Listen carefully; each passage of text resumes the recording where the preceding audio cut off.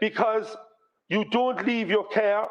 So the government they need to update on whether there can be a return to these online cinemas.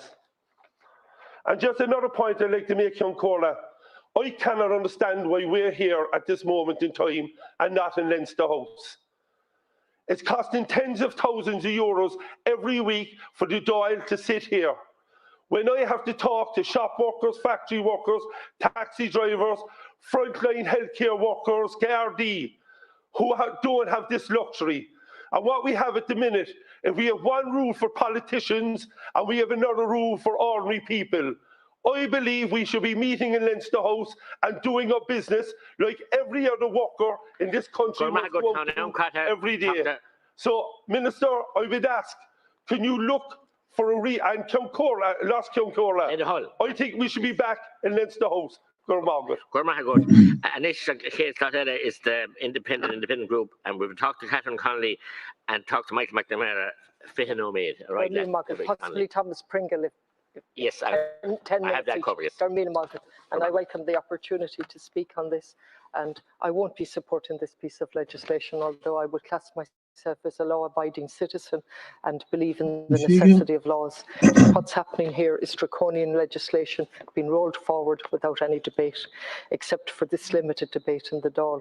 Now, we are back debating the extension of 4 pieces of very significant legislation without any review of their operation, no evidence put before us, except your speech today, Minister, that tells us that it doesn't sit easy with you, which is a profound statement, isn't it? That the legislation doesn't sit easy with you, but no analysis of its operation, no human rights assessment, no concrete analysis of the effects of the legislation to date or how it's been operated, no pre-legislative scrutiny. Now, if something doesn't sit well with you, you would imagine you would look at the appropriate procedures and mechanisms for helping you to sit better with the legislation by having an analysis. And one of the most obvious ways to do that is pre-legislative scrutiny on a committee and have the various organisations come in before the committee, including the Irish Council for Civil Liberties, the Irish the Human Rights and Equality Commission that we set up for a particular purpose, and all of the other organisations, as well as ordinary people that might tell us how this legislation is affecting them on a daily basis. But we've done none of that. We haven't had a Bill's Digest because the Library and Research Service haven't had a chance to do a comprehensive note so that we can be educated in relation to this. The bill was listed as a priority bill in the government summer legislation, so there's no surprise about this, and we knew about the sunset clause. Now, I stand here as someone who supported the legislation come back, which significantly was introduced the day after St. Patrick's Day last year. And I remember having the most serious doubts, and I took as much time in the limited time available to analyse what we were doing.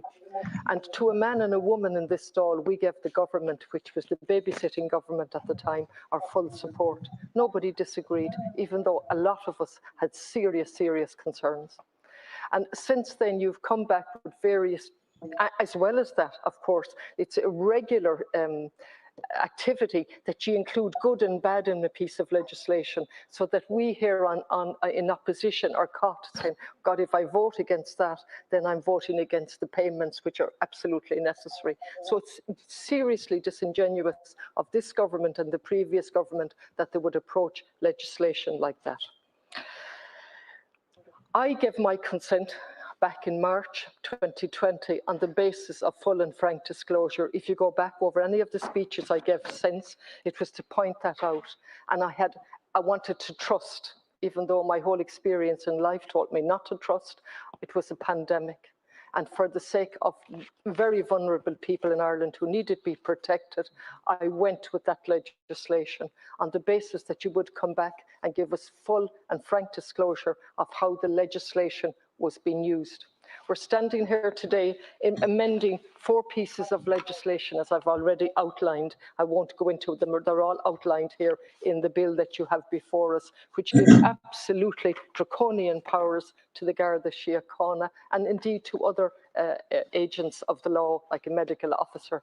And I would have thought at the very least you would explain to us why that's necessary a year and 2 months after approximately since the pandemic was declared and when the numbers have gone the right way. And I must say, I don't like speaking in numbers really, but as of the 14th of May, which was the last update we had 254,870 cases, people who've had COVID, and 4,941 deaths. I believe that some of those deaths should not have happened, but that's a debate for another day. I believe we did not protect our vulnerable from day one.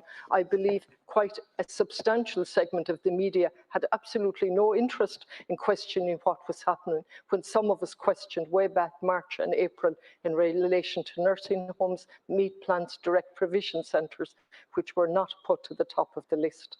And I can forgive mistakes being made because it was an emergency, although we were fully aware in January, February and March what was going on in other countries. We should have been fully aware from the HEQA reports of the states of our nursing homes. And on top of that, we had a strategy to cope with COVID in a particular way because we had utterly failed to have a public health system in our acute hospitals, in our primary care, and more importantly, in the public health segment, which should have been there to help us in relation to a pandemic. We had none of those in place, so we had to have a strategy that was geared in a particular way. And even then we failed by discharging patients with COVID from hospitals and into hospitals without testing them. But again, that's for another day. We set up a committee under the chairperson of Michael McNamara, Deputy McNamara, which did a very good job, and produced a report which was ignored. And also the committee was disbanded. Now, in a pandemic, we need trust.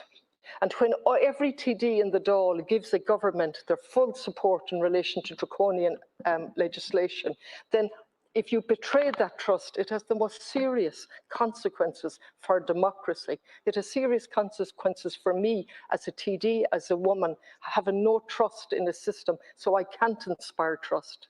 And I still went along with you up to a point. But as more and more legislation came before us without any analysis, without any data, and again today I say no, I cannot do that, Minister. And I don't think it's good enough for you to come in here and say it doesn't sit well with you.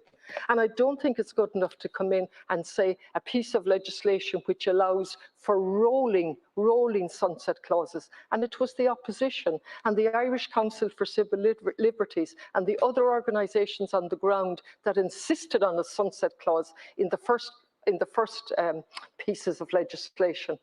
And now even that has been undone with a series of rolling sunset clauses. And again, you tell us you're going to change that with an amendment.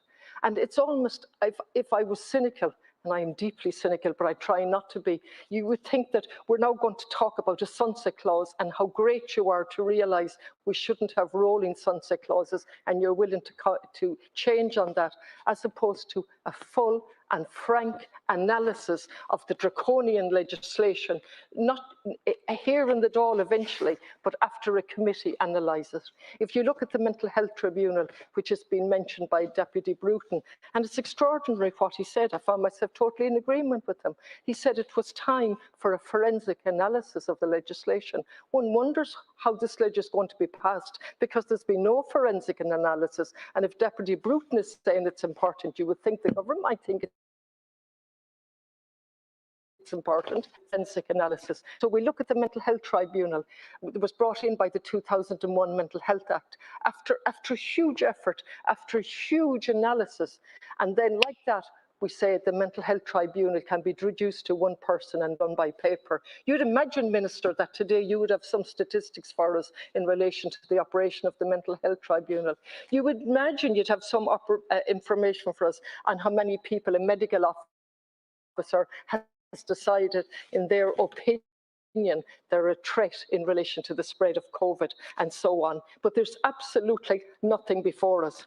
The one good thing that was done was by the former Minister for Justice, who gave a role to the Policing Authority to monitor this legislation. And that in itself is a fascinating, has produced fascinating reports. I think they're up at 14 or 15 reports, and I've watched them closely.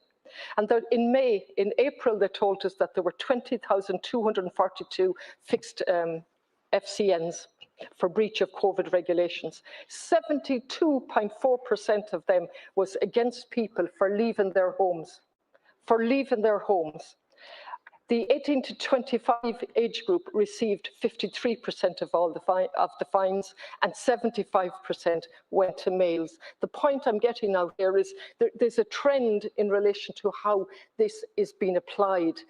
Now, we have regulations that have never ever been looked at in at all. The total figure, as I look at it now, is I'm running out of time, unfortunately. No, I won't. I'm going to finish. Thanks very much, Michael. Thank you. I think it was, 92 COVID-related statutory instruments, 92. The policing authority says, and I'm paraphrasing them, absolutely impossible to follow. The Irish Human Rights and Equality Authority say very difficult to follow. At the very least, regulation be brought before us. At the very least, they should be published before they become law. None of this has happened, Minister. I could go on, but I won't. Maybe I'll get another chance at the amendment stage. Germa. I'm going to talk to Anish, talk to Michael McNamara later on. Then Omid. Minister, I suppose if I could start by saying I'm sorry if I'm interrupting your work. I watched you throughout this, and as I was listening to Deputy Connolly, and I have to say I don't always agree with Deputy Connolly, but I do always listen to her for a couple of reasons. One, she usually has something interesting to say, but secondly, like everyone else in this house, she's elected to this house. And I have to take issue with the fact that you're just going through your departmental files as this debate is going on. Tell the deputy that what I've been doing for the last few hours is taking pages and pages and pages of notes from all contributions. And while Deputy Connolly was speaking, I was trying to take I give the Minister the floor. Of what she said. That's what I've been doing for the last several hours. Okay. Okay, thanks for clarification. If that is the case, I welcome that. I don't think that's entirely the case. And I watched very carefully, but if it is the case, you're welcome to take a look at Minister, you have made your with point. respect. Okay. Minister, you've made your point. I'm very glad to talk to. We'll return to this, and I'll stick to, I suppose, to the points that and I'll ask you to address these as you have agreed to take a note on this. We rolled over much legislation in October before the deadline of November, and I implored Minister Butler, who sat approximately where you are now, you were also here, in particular, to come back to us with a report on the mental health tribunals. Can we see that report before we vote on giving powers to roll this over indefinitely? Because what we're talking about is now introducing all of these amendments indefinitely. So why don't we just amend the Mental Health Acts to say that, you know, you will not have a proper mental health tribunal? Because that is what we have done. Now, as one of the previous speakers, it was actually Deputy Richard Bruton said there may have been a very good reason for this at the time, and I would agree with him that there may well have been an excellent reason for this at the time, but that reason has passed. Now, if you're being held involuntarily, you're being held because some doctor believes that, you know, you pose a danger to yourself or to others, and you're challenging that, and you're saying, no, I don't, I have the capacity to engage with the world, and I don't need to be detained. And then you're told, oh, you've had a hearing, and those who looked into it disagree with you, and they agree with me, because I'm your captor. I just can't think of anything worse. How would you have confidence as the detained person that there was an independent process looking into this if you're not even brought before a tribunal and that the decision of that tribunal is not properly imported to you? When we rolled this over, we didn't have proper statistics on presentation for self-harm. And please tell me I'm wrong, but that we now have full statistics in respect from March 2020 until now, or maybe until a month ago. That it would be acceptable if we didn't have statistics for the last month, if they hadn't been compiled, in respect of each and every emergency department in the state on presentations from self-harm. How many suicides have there been? Has there been an uptick in suicides, or has there not? In respect of 2020, or even the first 12 months up to March of this year? Do we have that information? If not, how on earth can we make these decisions to roll it over? I'm not saying anything that I haven't said before, but it strikes me as absurd that we are just giving the power to roll this over, because in a couple of weeks' time, we will roll over, I'm sure we will as a Parliament, the Offences Against the State Act and the existence of the Special Criminal Courts. Now, I don't have a problem with Special Criminal Courts, but I do have a problem as a previous independent commission chaired by retired Attorney General and member of the Supreme Court, Tony Hederman. I do have a problem with the fact that you can be tried in the Special Criminal Court solely on the direction of the DPP, and that can't be challenged. Now, we've rolled that over year on year on year on year, independent report, roll it over again, roll it over thereafter, UN criticism, roll it over anyway. And that's where we're heading with this legislation. So for you to say it doesn't sit well with you really is a nonsense if you're bringing in legislation to empower this to be rolled over year in, year out, month in, month out, because I fear that's what will happen. And why are we rolling it over? I'm minded, I suppose, of a quote from when I studied law a very long time ago, and it was that, well, you know, it's about the exclusionary rule of evidence, that it's easier to sit in the shade and put chili peppers under some poor devil's nails than to gather evidence in the heat of the hot sun. Now, that's not an exact quote, but why are we assuming these powers? What have we done to increase healthcare capacity so that maybe some of these measures might not be necessary? Because I don't see a huge amount, I'm afraid to say. Now, I appreciate that ICU capacity is not increased overnight. Hospitals aren't built overnight. Well, they are in China. I mean, we saw in Wuhan a hospital was built in a fortnight, and of course we're modeling all of these lockdowns and all of these extraordinary measures which are completely anathema to Western civilization, to our way of life. We're modeling all of that in China, yet where are the new hospitals? We could build fever hospitals in this country in the 1950s, and when the country had a lot less money. When tuberculosis in particular was rampant in our communities. But we didn't lock down our society in response to it, because I think we acknowledged that it would be around for a while and we wouldn't be able to get rid of it for a while, and it wasn't an appropriate response. Now, yet, on the one hand, we're saying, well, you know, COVID is not, we're nearly there, it's not going to be around for very much longer. But on the other hand, but if we're wrong, and if it is around, well, we need these powers to deal with it. So which is it? Because you could bring in legislation to extend it. I would still oppose it, by the way, were you to extend it anymore. I, like Deputy Connolly, who spoke before me, did not call a vote and did not oppose this draconian legislation at the time, though I feared it would be abused a year ago. And it was rolled over. And I think enough is enough is enough at some point. Because you've had the powers, the people have been locked down. The same trolley count is evident in the Midwest today as it was 6 months ago, as it was a year ago, as it was 18 months ago, as it was 2 years ago. Nothing has been done to increase hospital capacity. Nothing has been done to improve our stock of schools and the type of schools that we have. Yet billions and billions of taxpayers' money has been spent, or rather borrowed and spent. And of course, maybe, you know, to quote the Scrap Saturday line of the late Brian Lennon, maybe they'll forget.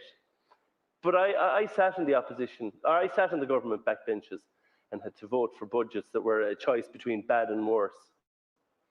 And I fear that's where we're heading again, and heading quickly.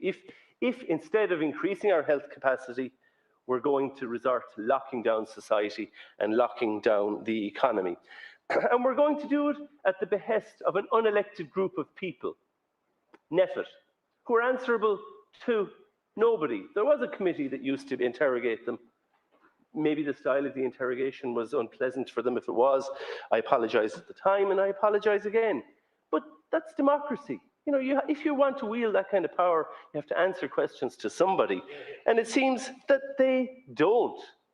Even from the way they answer the very few difficult questions that they're asked in press conferences. We had one member of it come out against antigen testing, notwithstanding the fact that the European Union agreed to antigen testing across the bloc in the past, and the chief scientific advisor to the government has come out in favour of it. Yet the same advisor, it's his modelling largely that, or the modelling group that he is a member of, that determines government policy.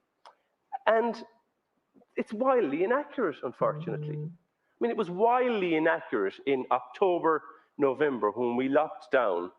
And it was the idea that let's lock down to save Christmas. That was dreamt up by NEFIT. And of course it was going to have disastrous consequences, because we had an overly restrictive regime in place during the summer when people should be outside, socializing, meeting themselves, doing what human beings do. And we were going to lock down in the winter to save Christmas celebrations, which were perforce going to be indoors, based on flawed, or apparently flawed, modelling. Because nobody has ever asked, notwithstanding the COVID committee report, none of the recommendations of which have been implemented, including that the modelling code, that all of the information available to NEFIT be published, including the coding, and that it be peer reviewed. Thank you, Deputy. Now, that hasn't happened. There's one last point I want to make, and that is we roll over the special criminal courts, and I object to it, but we roll over people who are suspected of being involved in a prescribed organisation. In this instance, we're rolling over restrictions on people for doing what every human being does. Thank you, Deputy. The time is not up. Acceptable. Thank you very much. Thank you, thank you, Councillor. You're all right. Deputy O'Keefe. John Cordler. And the first thing I'd like to say is I support the bill. The last year and a half has been incredibly difficult. There were mistakes made, and there is no question about that. I would have to say that I still cannot understand why we didn't control people who were returning from Italy in the spring of last year. We knew that was the main source. I still can't understand why we didn't say to people who went to Cheltenham that they'd have to quarantine for 2 weeks. I still have serious, serious misgivings in relation to how the nursing home issue was handled, discharging people in the nursing homes who potentially had COVID. And I believe in time that in 20 years' time, 30 years' time, just as we look back at things in previous generations, that particular episode will be examined fully. And I'm not sure that we'll come out in a good light over that. I'd have to say also, unless there's an extreme emergency, it's well known that I oppose guillotines in the Dail. It's well known that I believe in talking things out, in giving everybody their say, until at least you've done your best to persuade them to your point of view and they've done their best to persuade you to their point of view. But when I look at the bigger scene, and when I look at it from a human point of view, from a community point of view, from the ordinary people's point of view, I have to look at what would have happened if we hadn't had restrictions, and pit that against what did happen because we had restrictions. And at every step of the way, as any human being would be doing, I would be looking at details of what was done and saying, why did you do that and why did you not do that? Sometimes I thought the government was too strict, some other times I thought they were too lax. but they're matters of detail. But the general position is that, in my view, we did need controls. And I think we have to admit that COVID has taken a huge toll. We have a significant number of deaths. We have people who are suffering from long COVID. We have mental health issues. We have young people who've lost well over a year of their lives in very constrained circumstances at a period of their lives that they should either have been in college mixing with a whole lot of new people for the first time, or in school doing all the things that young people do. I have to hand it to the young people of Ireland for their solidarity, because they have shown solidarity to a disease that would be much easier on them in the generality of these things, statistically, than it is on those who are in the older population.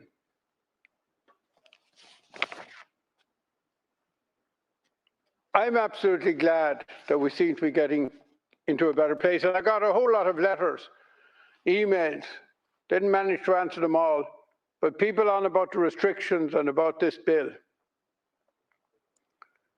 And my reply was, taking the practical effect of the bill,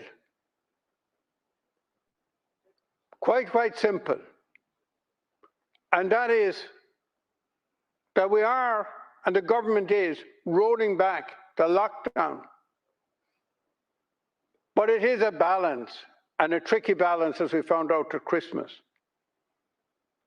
It's a balance between opening up and not allowing the genie out of the bottle again. It's a race between opening up and the rollout of the vaccine. We seem to be stuck at about 400 cases a day. We have 40 people in ICU at the moment. I have been watching the British figures for a long time, day by day, and when I translate them, taking their population into account against ours, and allowing that they're 6 weeks ahead of us in the vaccine rollout, they have, for a long period, been at about 100 to 200 cases a day. So in relative terms, we're worse. And at this moment of time, they again are on a much lower number, equivalent to the population, than we are in ICU. So we are in a delicate position. Don't open up, and I think the people will move on. Open up too fast, and we might go backwards with the spread of the disease. And yes, it was very difficult. You had separated families separated from their loved ones. I have grandchildren that we've only seen a handful of times. I have a new grandchild in England that we haven't seen at all. We have family in Australia. And these are all difficult realities. So none of us are immune to what all this meant. But the reality was, in the human level, and we can be over legalistic about everything, but the real choice was, which was better? To make all of those sacrifices, to take all of those inconveniences,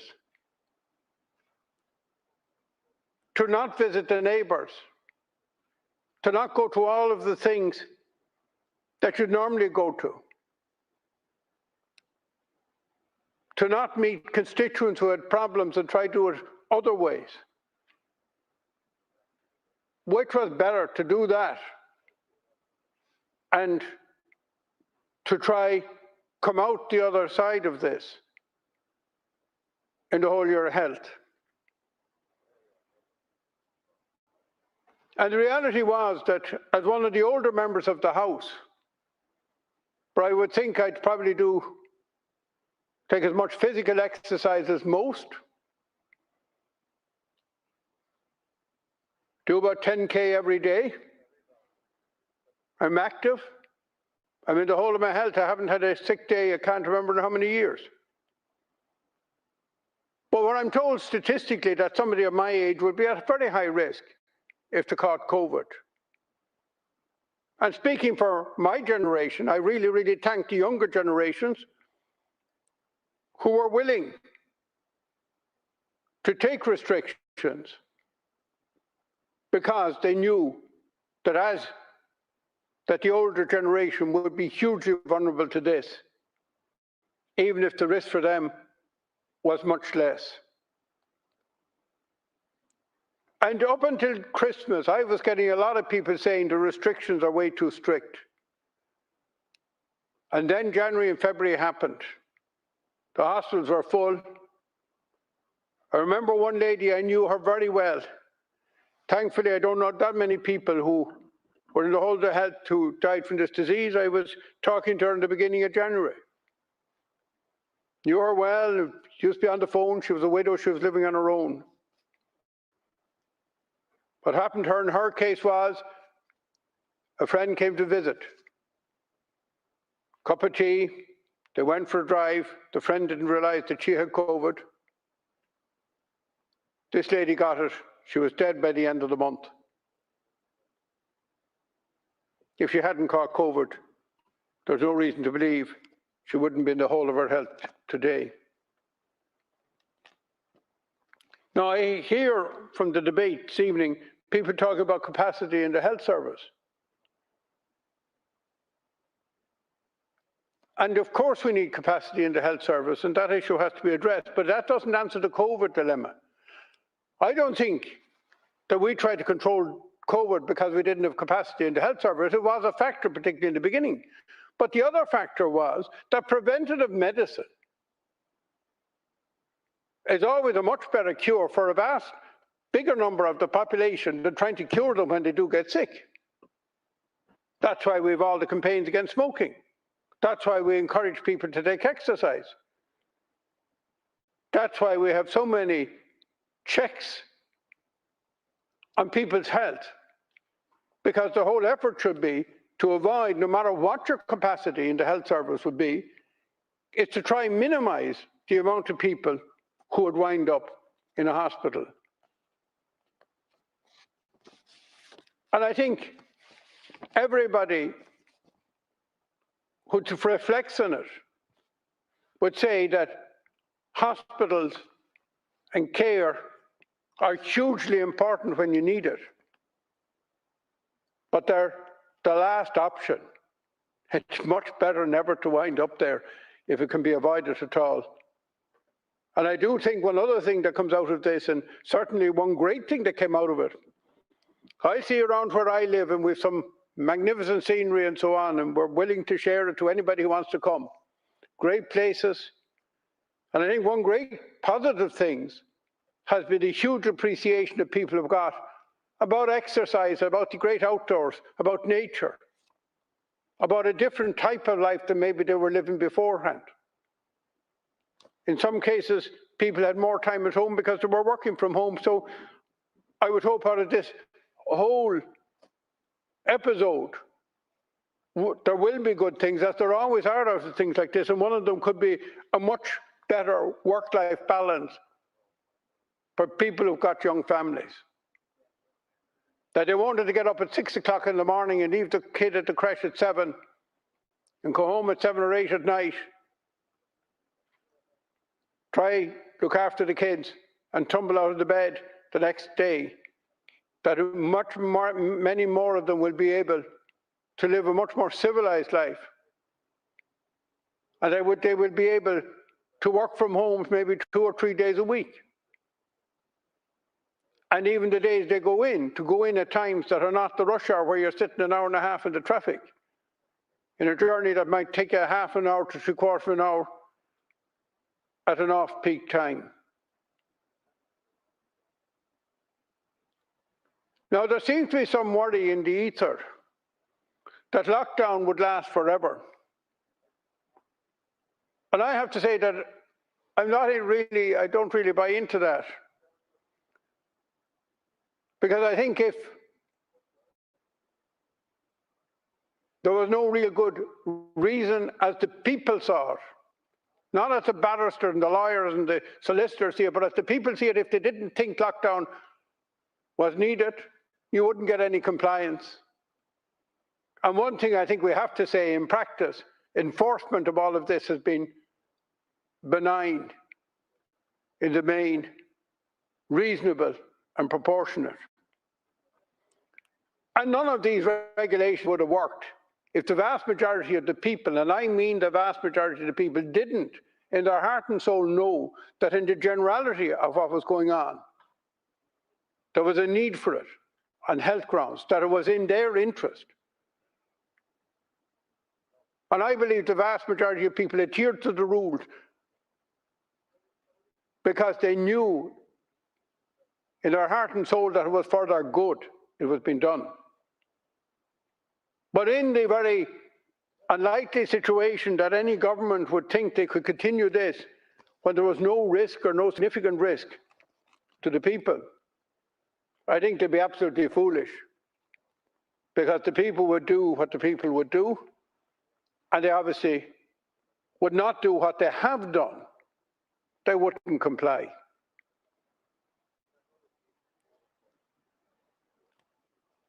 And in reality, all of the other lockdowns or partial lockdowns and partial reopenings were in a different scenario. So far, it would appear that the vaccines are very, very effective in stopping transmission, in stopping people getting it asymptomatically, symptomatically, winding up a hospital and winding up in ICU. And all you have to do is look at the NPHET, or not the NPSC, the HPSC epidemiological report, would show you that as we move down the age cohorts of people with the vaccine, the incidence of the disease is collapsing. The incidence of hospitalizations are collapsing amongst the group amongst whom we had the greatest number of deaths and hospitalizations. So I have to say that I don't see it lightly, and I hope that we won't have to continue with lockdowns, and I'm very confident that we won't, and that COVID is something that science is beginning to catch up with. And even if new variants came, that they will be able to vary, as they do with the flu, the vaccine, to deal with any possible mutation in the future. So the situation as I see it is, the government have a tricky decision to make on the advice of NPHET, but in the end of the day, it's not NPHET that are making decisions, it's government. And that is, how quick do you open up? And how confident are you when you do that, that the disease will stay under control? And we are lucky in one thing, that Britain has got ahead of us. We're very, very lucky that we know there's a country across the water with a massive population that's 6 weeks ahead of us, that has opened up way more than we have, even on this island. There are 6 counties where there's been a much greater opening up. And because they've got to a level of vaccine, it does appear they can control the disease, and that you can do it in a stable way. So I think the portents are good. And the final thing I would say, and I have only a few minutes, human and civil liberties are hugely important. And there are huge protections within the constitution of this state for people's civil liberties. Your home and its inviolability, the right to public assembly, the right to free association, and so on. And I have no doubt that if any government were mad enough to go beyond the point of reason and the point of balance and the point of overwhelming scientific evidence, we continue with lockdown into the future. First of all, I don't think this Dail would pass it. But even if we all got a rush of blood to our head, I would imagine that somebody would take a case into the court on constitutional freedoms. And I have no doubt that the Supreme Court would rule in their favour if they didn't believe there was an overwhelming argument in favour of the restrictions. So there are a lot of protections here. And sometimes people who look through the microscope all the time don't get the big picture. Don't get the big scene as the ordinary people who don't spend their days delving into the minutiae of logs see it. I'd summarise it as this. We were faced with an unprecedented situation. And as I pointed out, there are details of how it was handled that I definitely would argue with. Sometimes, as I said, I thought it was way too strict, other times not so strict. I think intrinsically there was a high compliance with the advice and the directives from government because the people understood, the ordinary people understood the risk. They understood that even if there were no rules, that it was in their own interest. Now, some people thought they were too strict. I had them on one hand pulling out of me that way, and other people thought that we were too lax altogether and were giving out yards to me, that we weren't strict enough, and why wasn't the government doing, a much bigger enforcement job. I remember getting frantic phone calls about people down on beaches in Connemara last year. They were too close together. Now, I have to say, I think the risk was slight, and I always thought so because, as I used to say to them, if you got an air freshener, you empty the freshener can, it wouldn't last long in the wind on a Connemara beach on a winter's day. But they were afraid. And therefore, we must continue to try to get the balance right. We must continue to try to keep the people with us. I think the majority of the people have accepted the need for what was done to date. And what I would hope now is that at the end of this week, Minister, we'll go another step on the process, and that every 2 or 3 weeks from now on, as the vaccine rolls out, and that is the key to everything we're doing, the faster we can do the vaccine, the more we can get not only 1, but 2 injections to all those who are eligible for them, and that's all adults over 18. To me, that's how we free up the country, not by changing the law, but by rolling out the vaccine ever faster. Thank you very much, Deputy O'Queeve. Now we go to Deputy Pauline Tully, who's sharing her time with Deputy Martin Brown and Deputy Ruaidhrí O'Murrochú. Minister, I wish to oppose the continuation of these emergency measures for the proposed time of 6 months. I just feel that's excessive given that a sizable proportion of the population have now been vaccinated, including the older cohort and those deemed vulnerable to the disease. In fact, the vast majority of people who are contracting COVID are in the younger age groups now, and for the most part are not experiencing significant health implications, and in fact, many have no symptoms whatsoever. And while I'm not suggesting all restrictions are just dropped or removed, I do not see the necessity to extend these provisions for a period of 6 months. I think measures need to be reviewed and discussed perhaps on a monthly basis, and restrictions removed as they are no longer needed, because and I think most people do recognise that restrictions were needed in order to prevent the spread of the disease and the death or serious illness of many of our more vulnerable members of society, especially when we didn't know very much about the disease.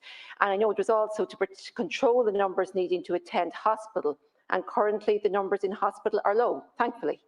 And society is opening up again, albeit slowly, and I think we need to continue that process and see things return to normal as quickly as possible, obviously in a safe way.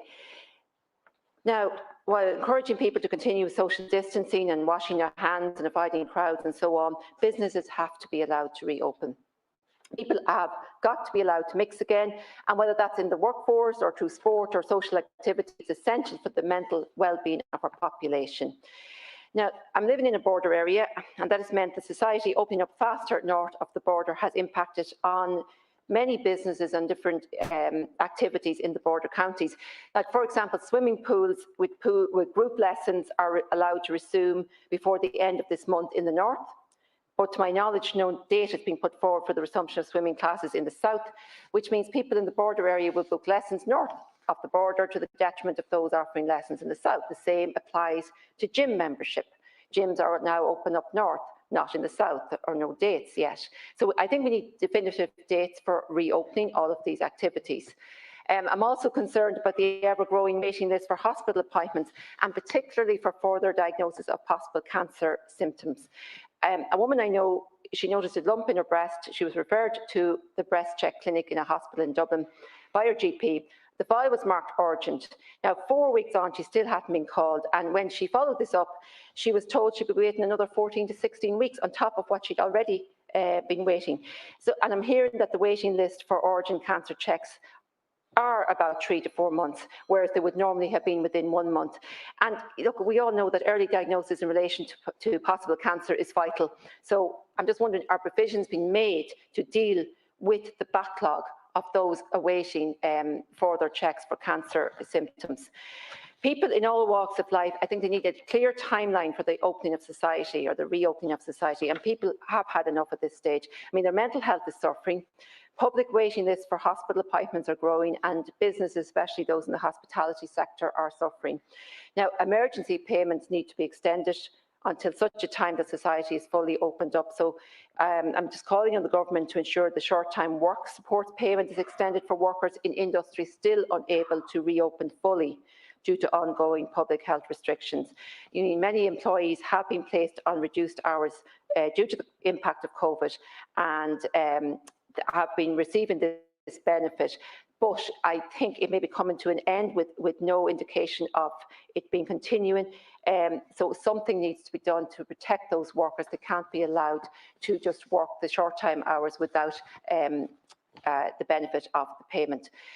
So just to conclude, a blanket extension of these restrictions is not necessary, and especially for 6 months. And I just think they need to be reviewed and extended, and only those absolutely necessary remaining, and to allow the Dáil to debate and vote on those as we go forward. Thank you. Thank you very much, Deputy Tully. Deputy Martin Brown.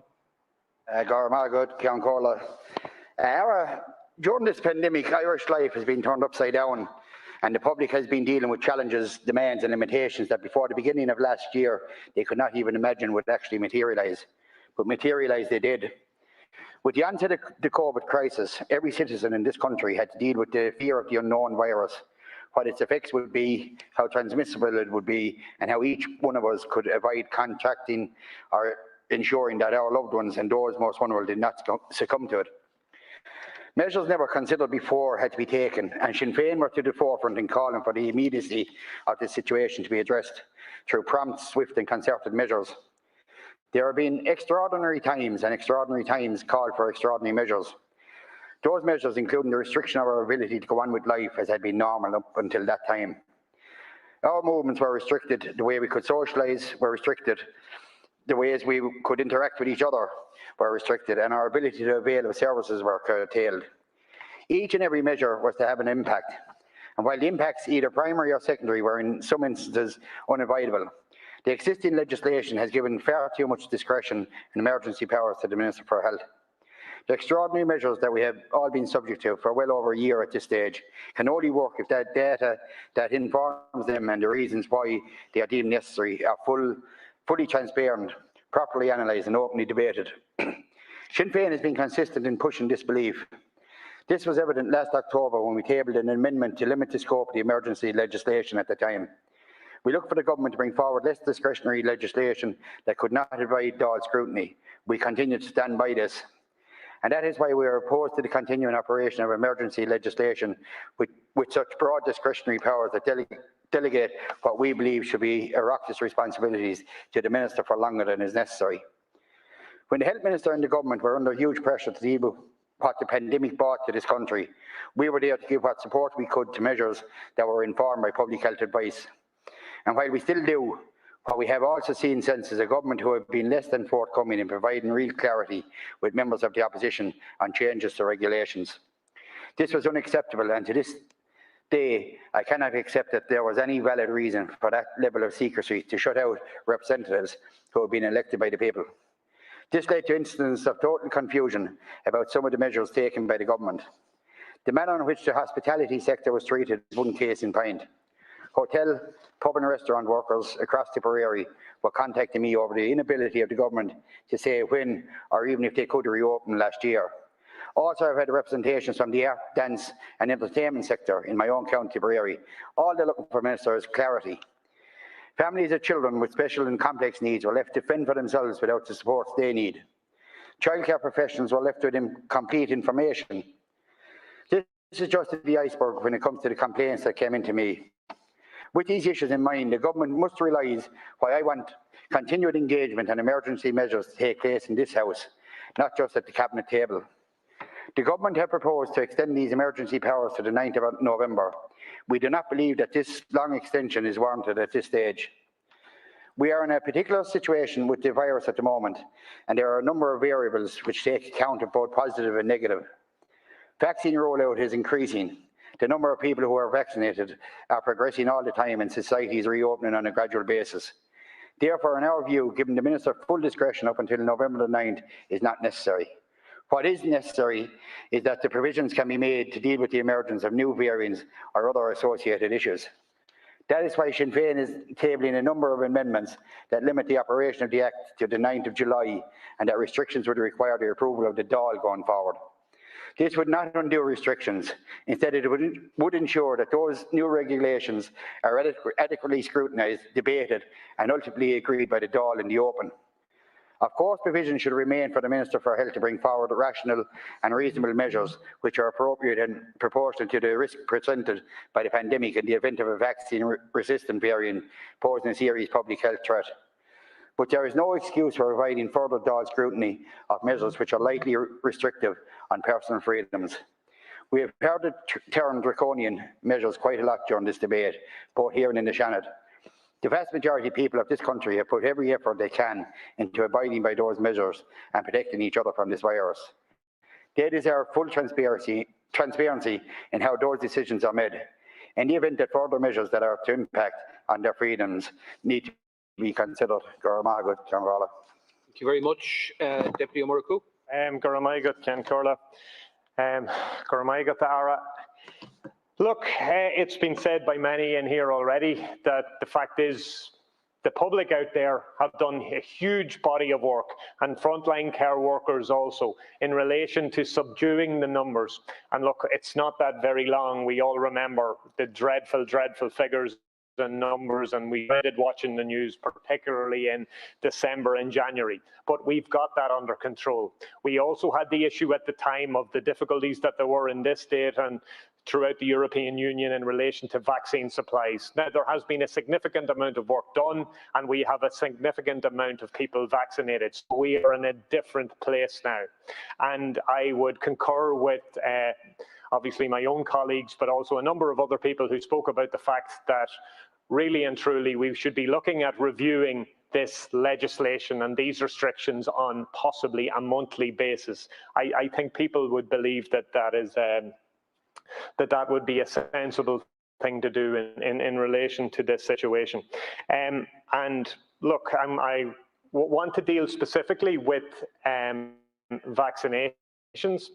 I do believe, like obviously we've had a huge ramp up in this state. We've seen a huge body of work done. We also accept that it's been done by a healthcare system and the HSE that has obviously been put on brutal and unforgivable pressure due to the ransomware attack. And obviously that's a piece of work that we need to deal with as a state. And at the Communications Committee earlier, we spoke to Minister Smith in relation to this. We spoke to a number of cybersecurity experts, and I think that the state across the board needs to ensure that we have carried out sufficient audit in relation to all our systems and all our critical systems. And I'm not saying that you can prevent this, but in relation to best practice from a point of view of avoiding this as much as is possible into the future. But again, I want to commend the public and frontline healthcare workers. And again, none of us would have anticipated that they came through a pandemic to then deal with the actions of a criminal syndicate and conglomerate. But in relation to vaccines, I think we do need to look at the factor of none of us are safe until all of us are safe. We do know the issues in relation to variants, and we know that that's why a number of restrictions are still in place and were put in place.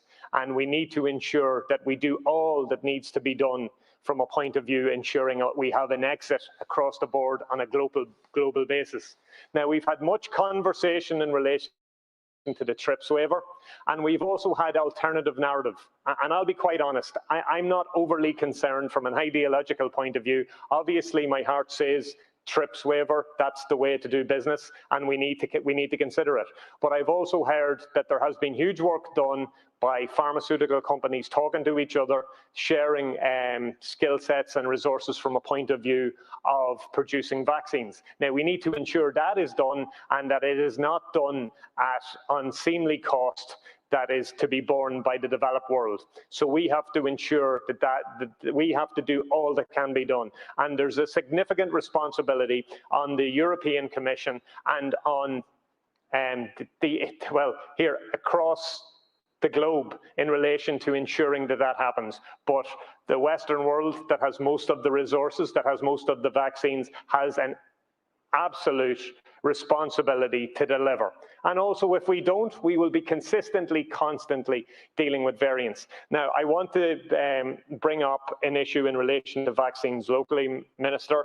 I would have had a number of people in the Louth area who would have contacted me who were quite worried. These would have been people generally in their early 60s who thought that the system had bypassed them.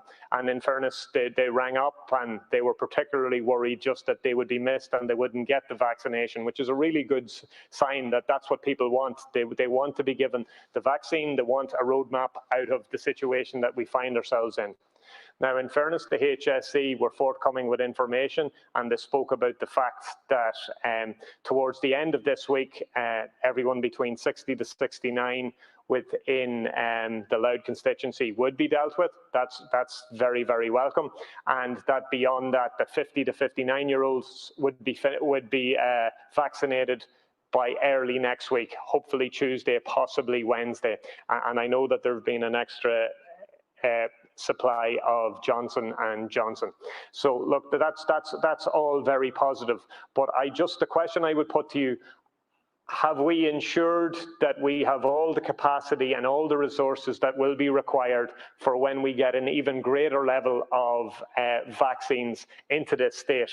And we are upping our numbers significantly. We're talking about June and considerable amounts, 400,000 and more a week. So we need to ensure that across the state that we have all the resources that are required as regards vaccination staff, as regards vaccination centres, and obviously as regards supplies, and ensuring we have the right supplies in the right areas, because obviously there's varying demographics depending on what part of the state that this occurs. But as I say, it's absolutely vital, and I would really appreciate if you could come back to me just in relation to that. But like I said, the answers that I've got from the HSE, I'm significantly happy with, and beyond that, those people that were worried at the end of last week or the beginning of this week, most of them have been given notification of a vaccine time. So like once again, that's work very well done by our healthcare workers. So.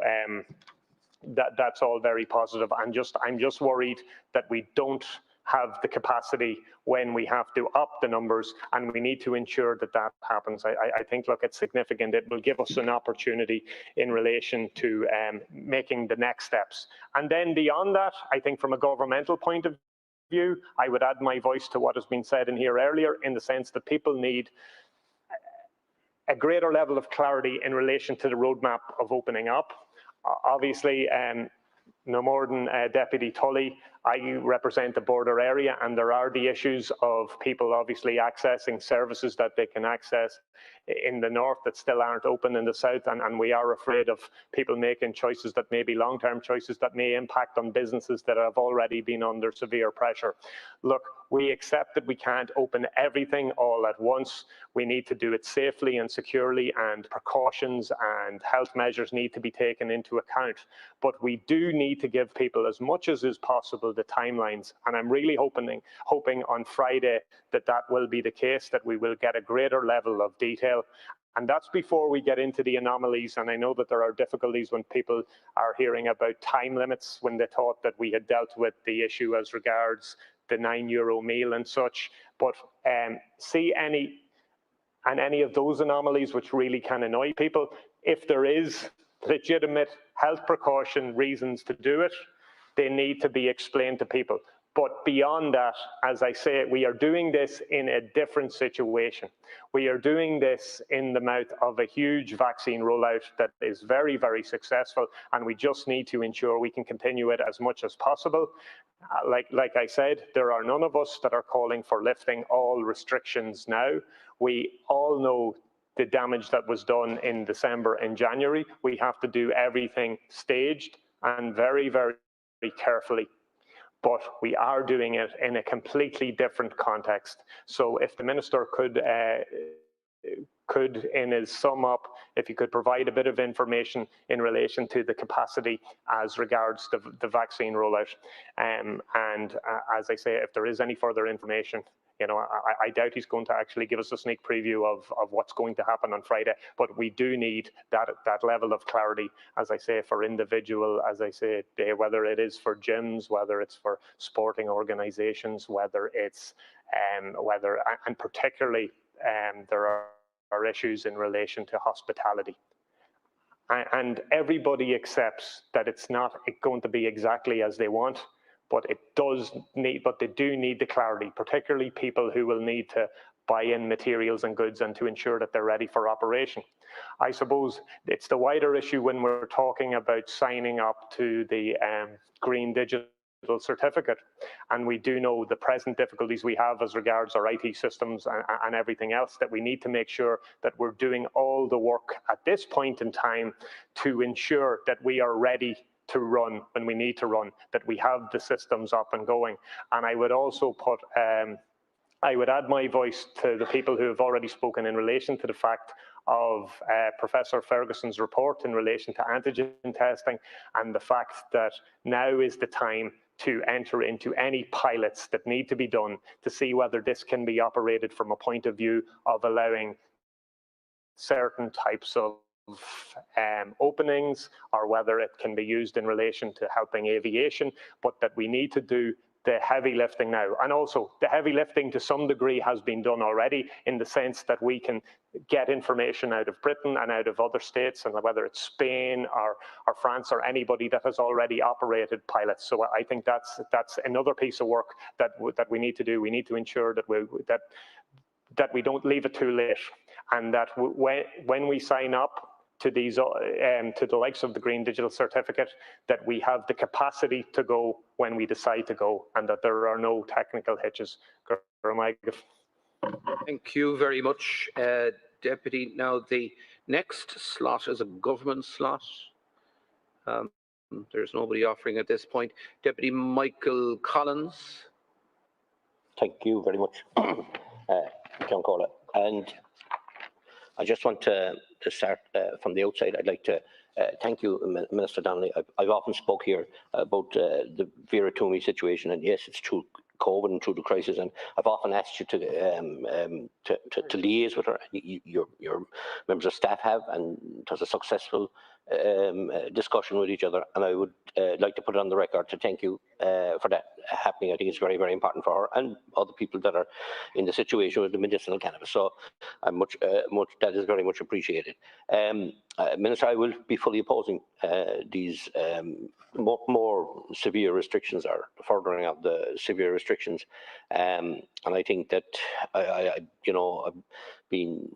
got so many emails and so much post. I think my postman is scratching the back of his head. He doesn't know how many more letters will I get on this issue. People are very, very upset and extremely worried about the restrictions. Some of the restrictions were needed, and I wouldn't oppose common sense restrictions all along in very serious times. But we want to see the light, and I suppose people can see the light in Northern Ireland, and you know, they'd love to think that they can do equal here, and that's not happening. People's businesses are suffering in the constituency that I represent in Cork South West. I have, I think people their businesses are severely affected by this. Some people haven't opened their business since maybe since the pandemic first struck, last March or April. We have public houses where today there's an announcement of the new type of restrictions that will allow some of them open. Most of them won't be able to open. And again, to hear of PUP payments and other payments being dropped at this present time, and is putting severe pressure on their mental health state of mind. And I think that has been forgotten in all this argument, all this COVID-19 crisis, the mental health pressure people are put under. And I would like you to consider that, Minister. We are putting, our Rural Independent Group will be putting in amendments for a sunset clause in the 9th of June, but that and other amendments will follow through as well. I think, you know, light at the end of the tunnel is something that a lot of organisations have asked for and have been able to, a lot of individuals and businesses and the country needs that, and a clear guideline as to when things will reopen and reopen safely and properly. And I think that, you know, there's a lot of mixed messages coming out. And it's causing more confusion and more fear, and it's back to ourselves, the politicians in the ground. They're asking us as to what is happening. When can my business reopen? Am I going to be compensated to try and continue my business as it's closed? And a lot of questions we're unable to answer. And, you know, people have been, Minister, been very, very careful and very, you know, nobody wants to get this virus, and they've been so careful. And I saw that today. I was down in Cork, and I'd like to commend the fishermen of southwest Cork and the whole country who converged in the port of Cork today in hundreds. But they wore masks, and you know they were trying to do social distancing. And I commend every one of those fishermen, their wives, their children that were there today. The safety of the way they ran that protest, and the way it was carried out by the Irish Southwest Fishermen's Organisation, was an incredible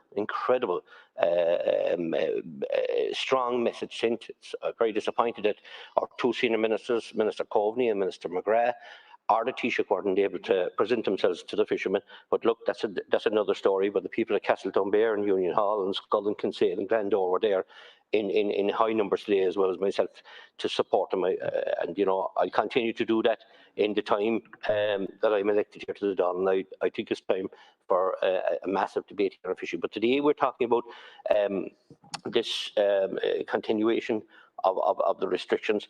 I've been very much opposed to much of the restrictions in the churches. I was attended church myself in Lord Hunscull last Saturday night, Minister. 49 people I counted. The same church could hold 300 people. The nearest church in Goleen could hold 500 and something. Scull maybe 350, and Balladahab 400 or something. And you know, I didn't go into a shop, and I can't understand for the life of me. I've no problem with the shops, but the biggest shops, Tesco and them above in the cities, they have hundreds of people inside the same size buildings, and you know, shopping, and people are trying to do safety, but there's no allowance given for people like the churches and people with funerals and weddings, and the stress and upset that's causing, especially with funerals, people not able to give time to respect their loved ones. And I would urge you, Minister, to relook at this here. And I also like to, support the call earlier on from another TD about us as TDs returning to Leinster House. Scandalous, the amount of money that's been paid to stay here in the convention centre week in, week out, and a Dáil and a building above, they're sitting there and many idle days, because I don't listen, it's only sitting one day or a little bit with it, and they don't want to upset themselves by coming down here, but certainly I think we need to be brought back to the Dail in a safe manner. We all have offices, we all can adhere to laws and rules and regulations if that needs to be, but certainly it would be a massive saving to the state, and it has to be looked at.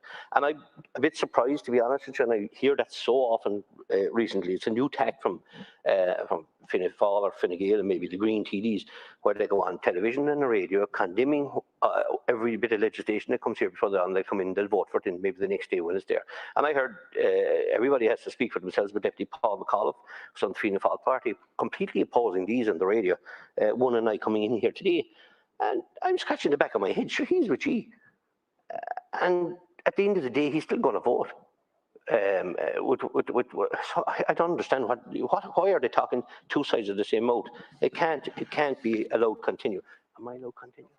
Yeah, and I would like, Minister, that you know, you need to pull in your TDs, and that's not just on this issue, it's on so many issues. They're back in my own constituency, West Cork, their senator, the TDs are condemning they're coming in here and voting for the same thing they're condemning, and I'm a bit surprised at the media to be giving them that leverage to think that they can spend as much time as they want condemning bills and motions that they come in here and support and fully supported and have brought it themselves before that. As I said to you, I'm fully opposed to any further restrictions. The government has consistently and deliberately stoked fear over the coronavirus while behaving like an authorisation regime, relying on the police state tactics. The government's handling of the pandemic has resulted in the state exercising coercive powers over citizens on a scale never previously attempted. The ease with which people could be terrorised into surrendering basic freedoms which are fundamental to our existence are truly shocking. And now the government wants to hold on to those powers for potentially up to another 8 months.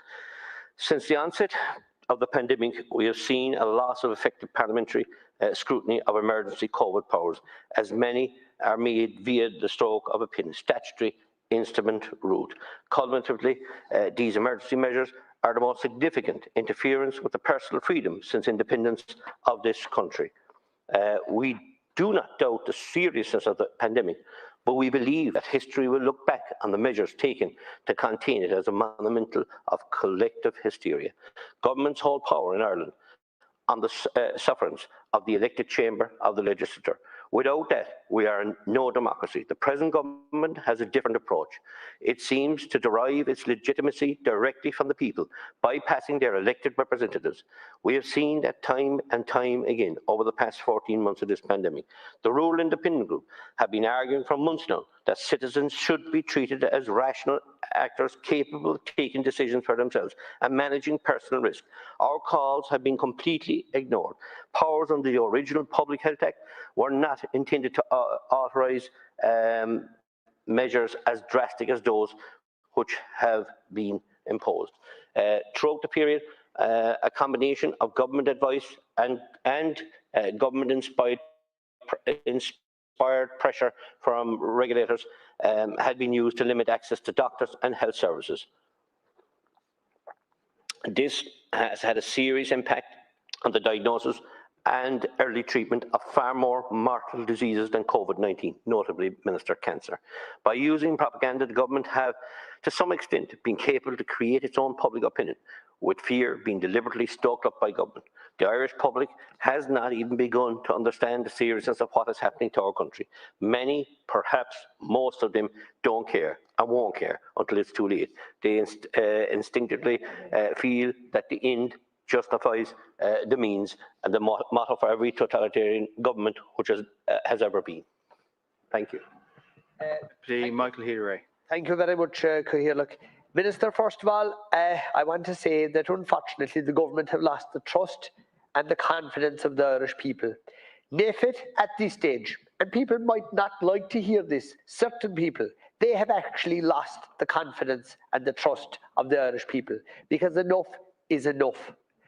If you take, for instance, the people that have been contacting me, the other people in the Rural Independent Group, I know that I'm inundated anyway with people, for instance, from tonight alone, this evening, from the musician side of this country, the people involved in entertainment who haven't been able to earn a day's or a night's pay with a long, long time.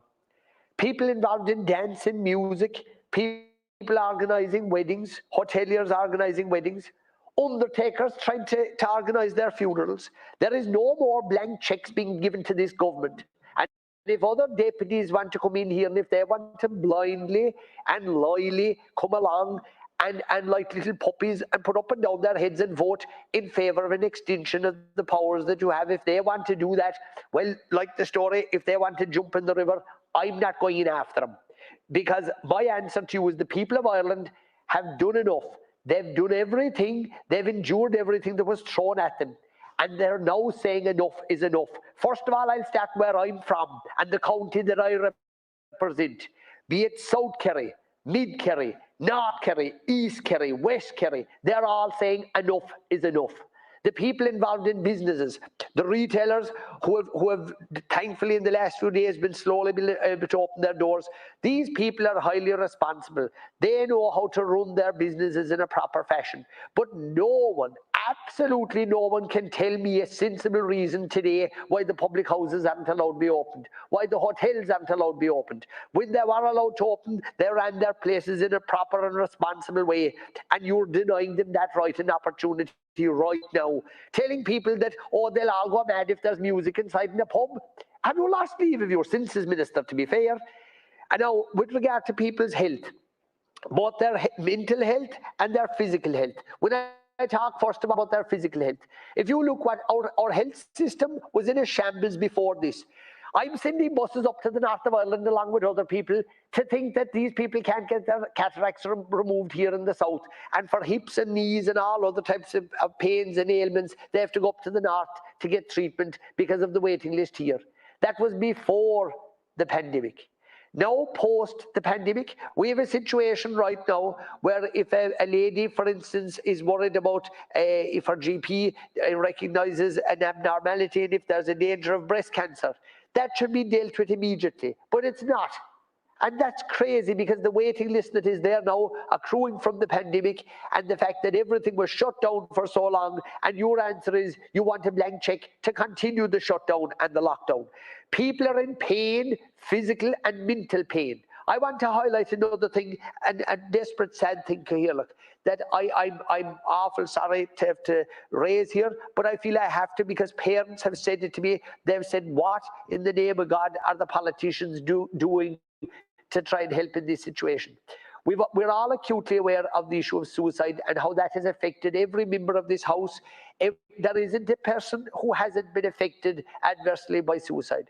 But there's a new issue that has seemed to come to light in the part of the country that I'm from, and I'm sure it's happening in Kerry and it's happening in the border county of Cork, where I know an awful lot of what's going on also.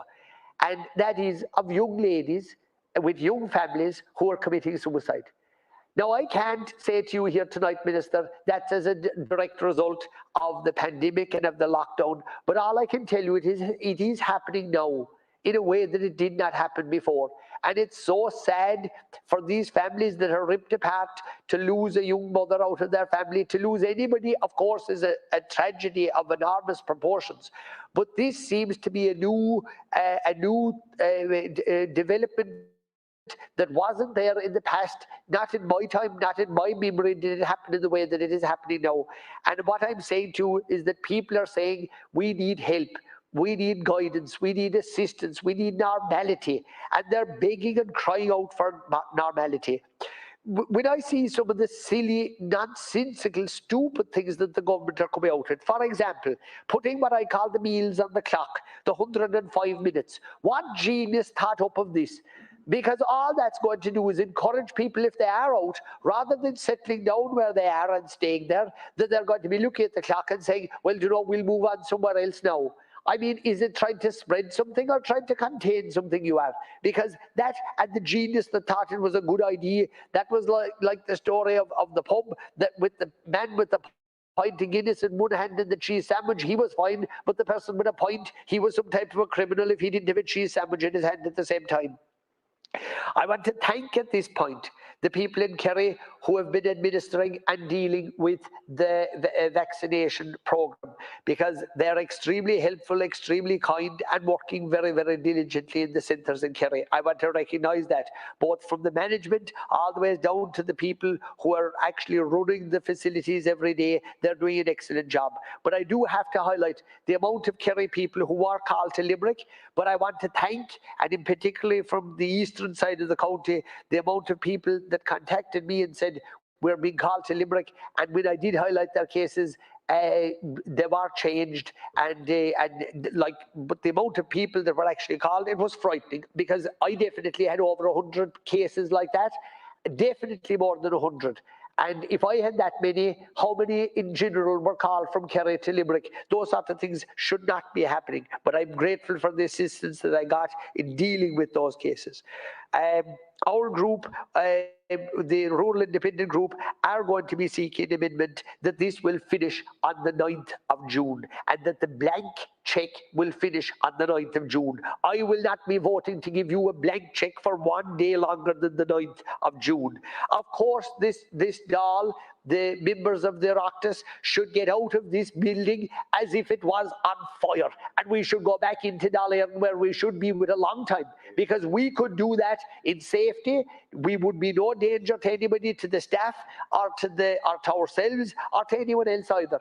We could run our show in an organised and secure, and if we show that we can do that, it shows that the rest of the country can get back to normality as well. But take one look around you. For God's sake, you can hardly, do you know, I'm looking across and I can barely see you, you're so far away from me. This does not make sense, putting us into this type of an auditorium every day. You could fit 100 whales inside here, not to mind a share of TDs. And you know, there's nobody here half the time, because I don't know where the rest of them are the rest of the time, but they're not inside here anyway, for debates or for anything else. So what I want to say to you is, as soon as possible, get us out of here and get a double of we'll go back to the in September after the summer, because that's ridiculous. We should not have to wait until then. I'm asking you, Minister, to look around at the rest of Europe. Look at what they're doing in other countries. Look at what they're doing in the north of Ireland, and then look at us here. When you think about the hardship that the businesses and that the families are going through, when you think about people who've had deaths in their family, who can't have a proper funeral, that up until very recently only 10 people could go into the church. Like, while we all wanted to protect people, while we all wanted to do what was right and what was proper with regard to stopping the spread of the virus, there is such a thing as too far east is west.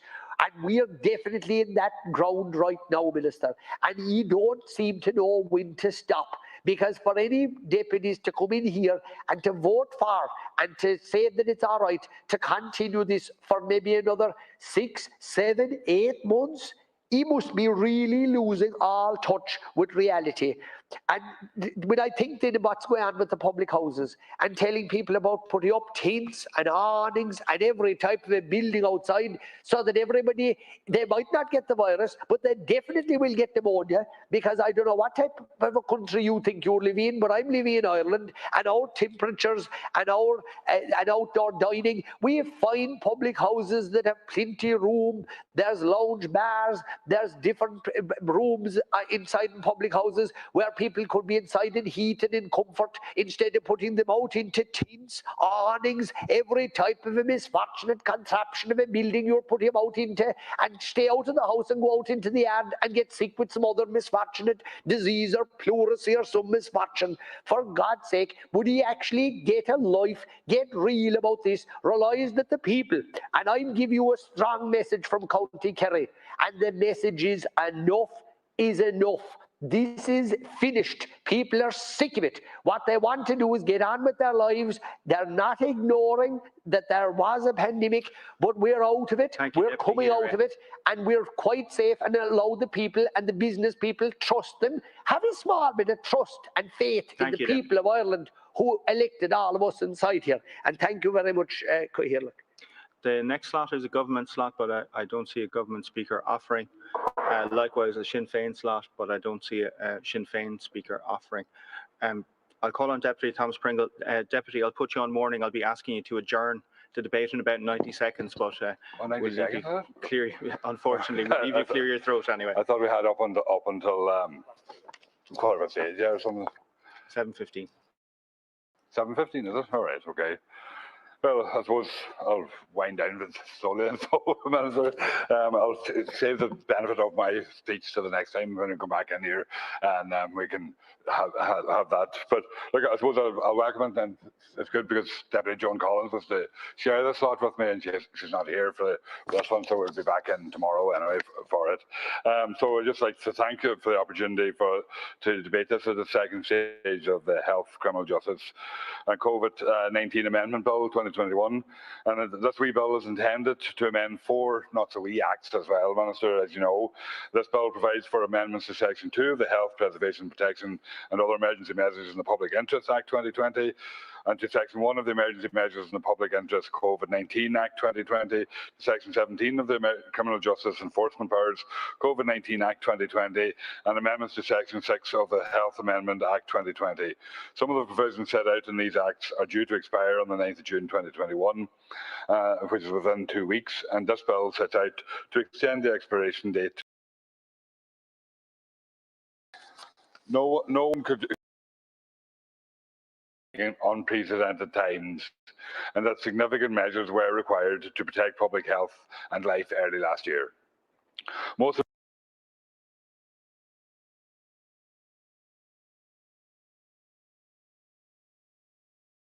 there would be throughout the year. People were dying and still are. We knew that the virus was highly transmissible and that elderly and vulnerable people were most at risk. We were asked to stay at home in order to keep each other safe. I think everyone can agree that the level of compliance, fear and camaraderie during the first lockdown of last March and April was extraordinary. We saw the amazing community spirit in our neighbourhoods as people looked out for isolated members of their communities, did shopping and chores for those who were cocooning, and praised our health and other frontline workers. But now, 15 months later, people are disillusioned because of our rudderless government, the mixed messages and the unclear communications, and the continuous government undermining internally. I'm sure that many other deputies are receiving large amounts of emails calling on us not to extend Part 3 of the Health, Preservation and Protection and Other Emergency Measures in the Public Interest Act 2020. And these are not the conspiracy theory, anti-vax, COVID or the hoax type emails. Some of their arguments include... I hate to put a stop to you in the mid-gallop, but can I ask you to adjourn the debate, please? I adjourn the debate. Thanks. Thank you very much. Before I move to the next piece of business, I'll just read a message from the Select Committee. The Select Committee on Social Protection, Community and Rural Development and the Islands has completed its consideration of the following revised estimate for public services for the service of the year ending on the 31st of the 12th, 2021, or vote number 37. I will turn now to the Criminal Justice Perjury and Related Offences Bill 2018 report and final stages. We have 2 amendments which are to be taken together. I understand Deputy Canny is moving the amendment. You'll move, yep. And would you like to address the amendment, Deputy Canny? Thank you. Just to say at the outset that these provisions are that substantially affect other acts are not normally included in the general definition or interpretation of the Act. In other words, they do not normally find a restriction to another Act or a definition or interpretation in the section. An exception to this would be providing a different definition to one of general application in another Act, i.e. providing a different meaning to a word or phrase that provided for this in the interpretation, giving a different meaning to land rather than the interpretation of the Act. However, this is not the case, and what I want to say is that these are very technical amendments that I'm making, and I await the Minister's response on them. Is there any other member offering in advance of the Minister speaking to the amendment? No. Minister, in that case, can I ask you to address the amendment? The Line Minister is awaited, Cahir. He's on his way in. Yeah,